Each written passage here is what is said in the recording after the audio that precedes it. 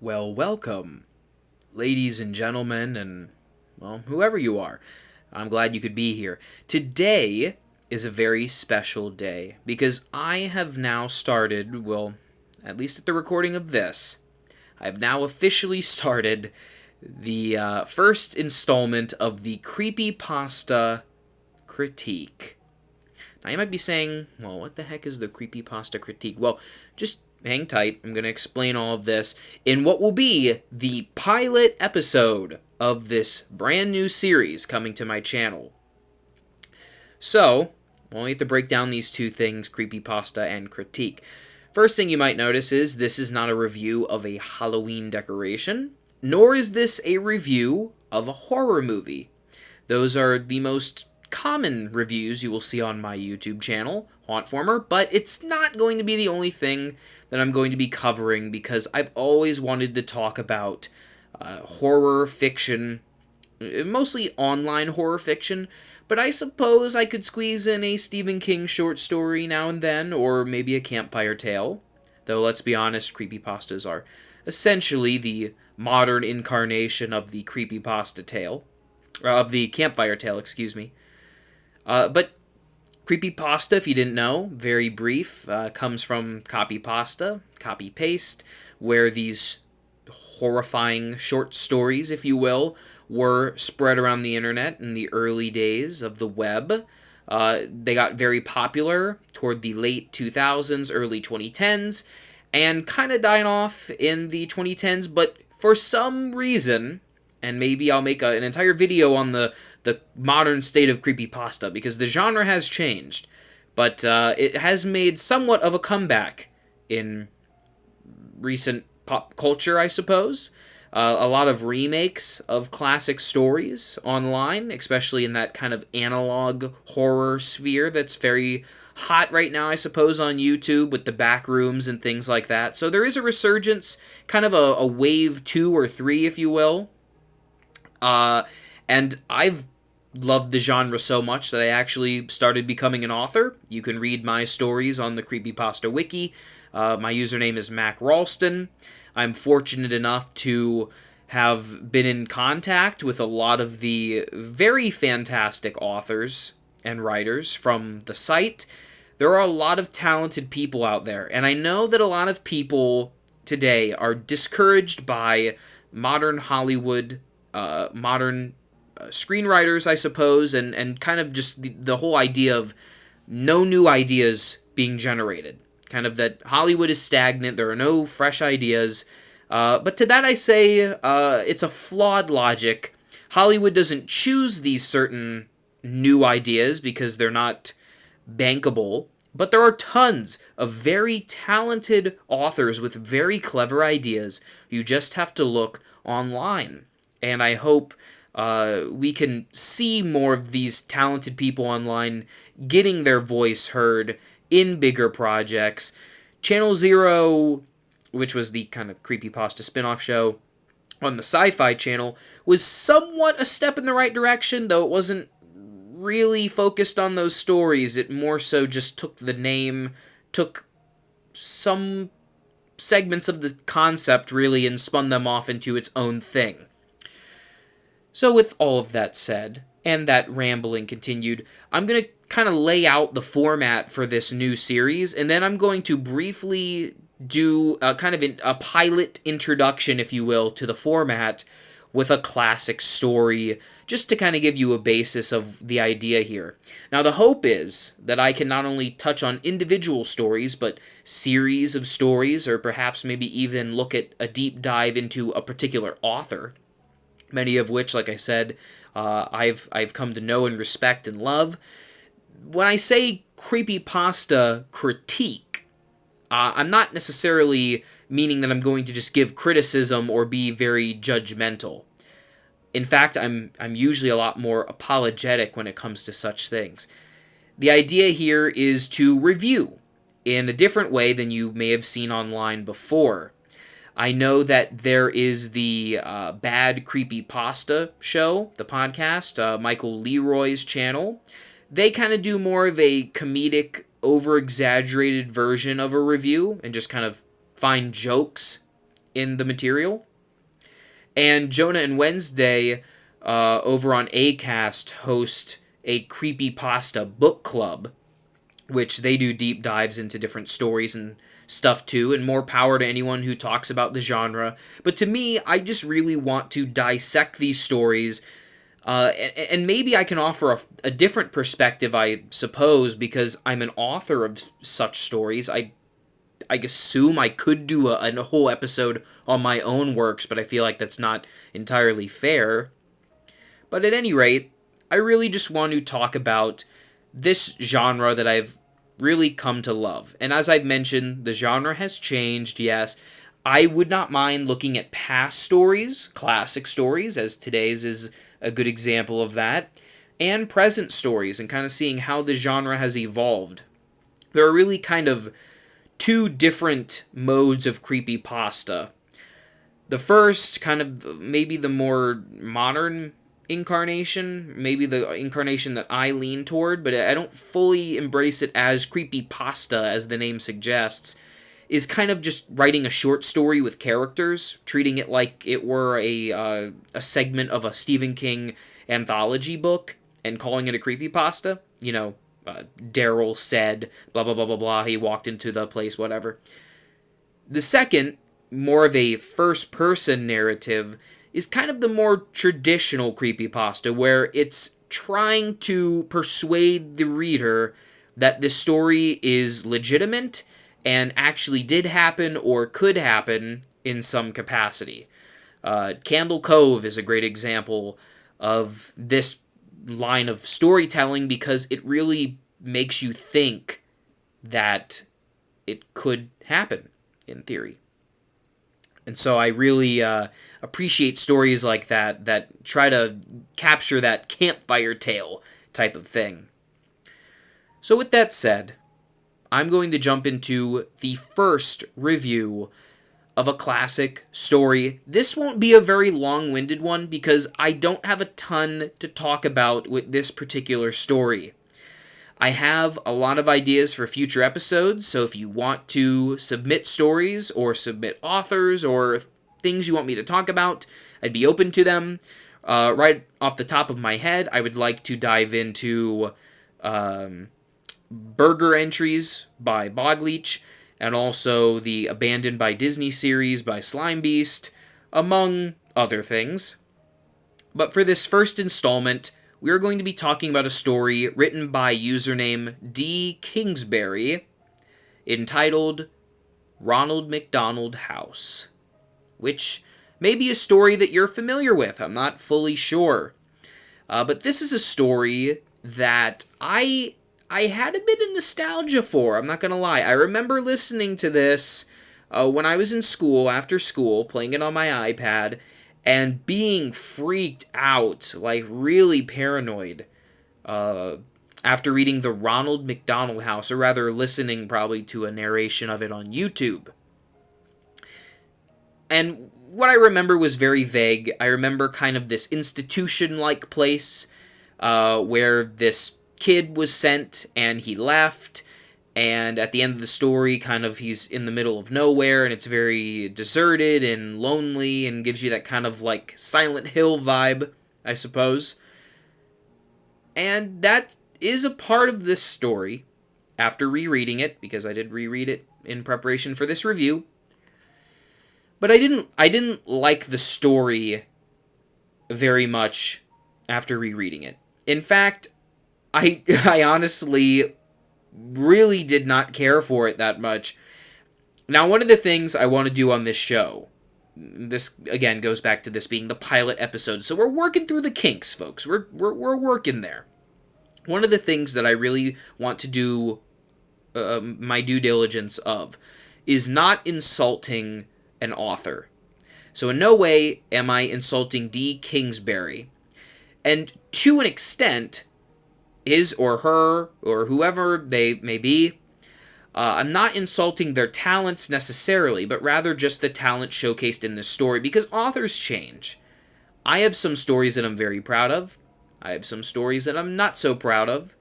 And some are not a great reflection of my work, and this could be the case for this individual.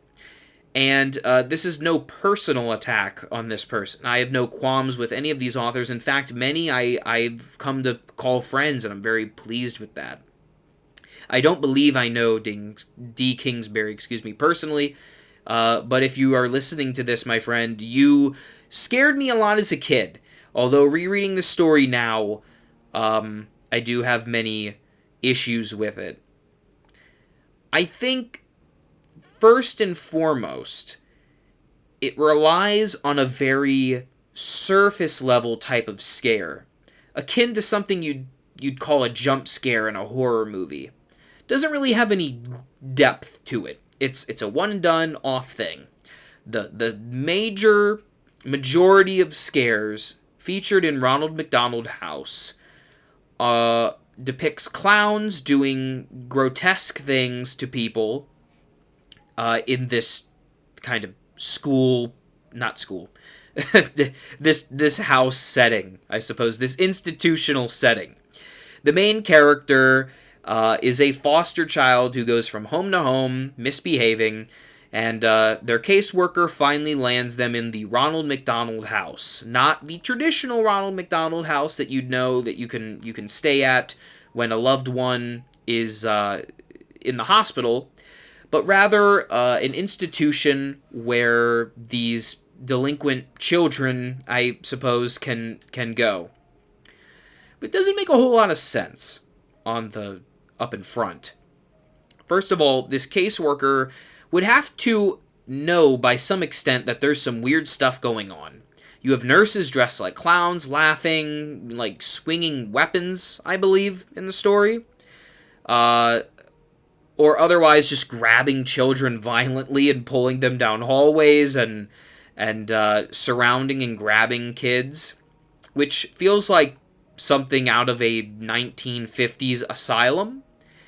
But to be a modern kind of institution like the Ronald McDonald House is, at least when the story was written, it seems like it's pushing the plausibility for this caseworker and for many people involved with this institution to just be okay with all of this. On top of that, having the nurses dressed like clowns really takes away from a lot of the believability. They're so in character. Do you really suppose that this many people would dress like clowns and just be cool with it? I don't know. There's also just a lot of unnecessary usage of gore and torture and kids screaming just for the sake of, ooh, it's spooky. And I guess that's all well and good if you're a younger reader just trying to get some spooks. Maybe it's around Halloween time or just late at night and you're trying to scare yourself silly. I suppose that you could get this effect, as I did when I was a younger lad reading this story. But hindsight shows that maybe I was just trying to enjoy it with my younger brain, and getting a little bit older and kind of understanding what makes storytelling work and why it's such a beloved hobby of mine shows me that there isn't a lot to say and go off of when it comes to Ronald McDonald House. Now, I can give a couple of praises. I think the main praise I can give is one segment in the middle of the story when the main character finds a photo album and they're flipping through it, looking at previous foster families, and noticing that they're basically all murdered at the hands of the Ronald McDonald House, and a letter written inside of the folder says, "You never existed." Now, for whatever reason, both now and then, when I was younger reading the story, that part is quite disturbing if you took that by itself, of a foster child, all of their past relationships severed, and now basically left with the realization that they do not exist. That's a creepy premise right there, and I almost wish that that alone was separated from this Ronald McDonald House story. In fact, I may put that in my back pocket and ponder over that idea, because it's a really great idea, but it doesn't really go anywhere in this story. There's no great conclusion to this main character after they escape the Ronald McDonald House. Spoiler alert, hopefully you've read the story. Basically, they wander out of this institution, which again, plausibility, you have all of these nurses and not one of them could stop this kid. But I digress. Okay, let's say he's a really sneaky, real cheeky kid. Makes it out of this Ronald McDonald House, and the entire civilization outside is kind of desolate and abandoned. And that imagery, I think, also is a praiseworthy note to mention. It definitely gave me this uneasy vibe when reading, especially this ending. But the ending kind of is cut abrupt by this Ronald McDonald statue that this kid sits next to. Creepy enough image. I've seen this Ronald McDonald statue before when I was younger. But the Ronald McDonald statue looks at the kid and starts laughing.